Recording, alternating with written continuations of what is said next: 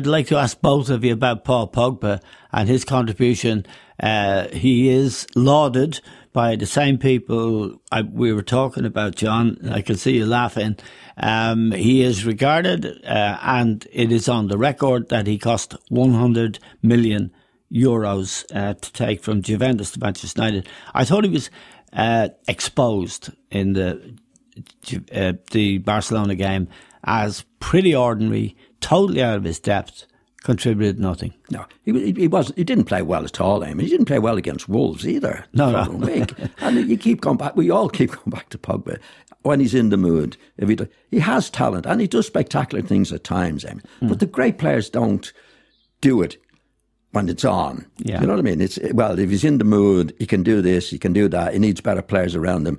You know, I've heard people say that, well, if he had better players around him, bring the best out of him. Well, I found with great players, the great players bring the best out of other people around them. Yes. Great players don't wait for players to bring the best out of them. Yes. That's what makes them great players. Yeah. And in Pogba's case, I think it is true that other people have to bring the best out of him. Yep. He's a talented guy. He can do spectacular things, there's no doubt. But the great players are not on their day, and they just do it. Yeah.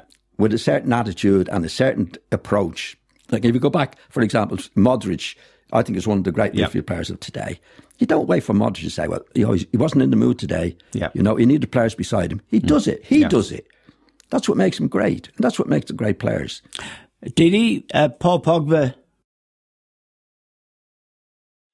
Well, I read one journalist after the game saying he was the only one who stood up to Barcelona and probably would get into Barcelona's team. I didn't see him for 90 minutes on Wednesday. I think so far it's a big misunderstanding. He's a talented player, yes, but he's got to show more. He's got to have 2, 3, 4 situations a game where he just does things by himself, because he hasn't got the players around him.